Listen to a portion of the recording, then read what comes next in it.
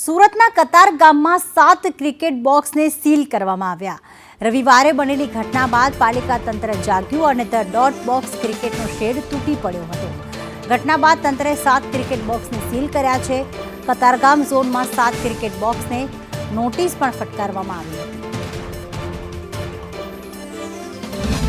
સુરતના કતારગામ ઝોન વિસ્તારમાં આવેલ 7 ક્રિકેટ બોક્સ સીલ કરવામાં આવ્યા છે, કારણ કે ગત રવિવારના રોજ જે રીતે મોટી ઘટના બની હતી, કતારગામ વિસ્તારમાં આવેલ ધ ડોટ બોક્સ ક્રિકેટનું શેડ તૂટી પડ્યું હતું અને આ ઘટનામાં કુલ 25 થી 27 લોકો જે હતા તે બહાર નીકળી ગયા હતા, પરંતુ એક વ્યક્તિને સામાન્ય ઈજા પહોંચી હતી। પરંતુ જો કોઈ મોટી ઘટના બની હોત તો કોણ જવાબદાર હોત ઉદ્ભવી રહ્યો છે। ત્યારે આ ઝોનના સંચાલક જે અધિકારીઓ છે તે પણ હાલ મીડિયા સમક્ષ નથી આવી રહ્યા, કારણ કે તેમની ગંભીર બેદરકારી હાલ સામે આવી રહી છે, કારણ કે નોટિસ પાઠવ્યા બાદ પણ તેમના દ્વારા કોઈ નક્કર કાર્યવાહી નથી કરવામાં આવી અને જ્યારે ઘટના બની ત્યારે તેમના દ્વારા ફક્ત 7 ક્રિકેટ બોક્સને સીલ મારી બસ કામગીરી બતાવવામાં આવી છે। ઉલ્લેખનીય છે કે તંત્ર દ્વારા હંમેશા કોઈ મોટી દુર્ઘટનાની રાહ જોવાતી હોય છે અને આ દુર્ઘટના બાદ તંત્ર કામ કરતી હોય છે। જ્યાં સુધી કોઈ નિર્દોષનો જીવ ના જાય ત્યાં સુધી તંત્ર જાગતી નથી। આ હંમેશા હકીકત સામે આવી છે।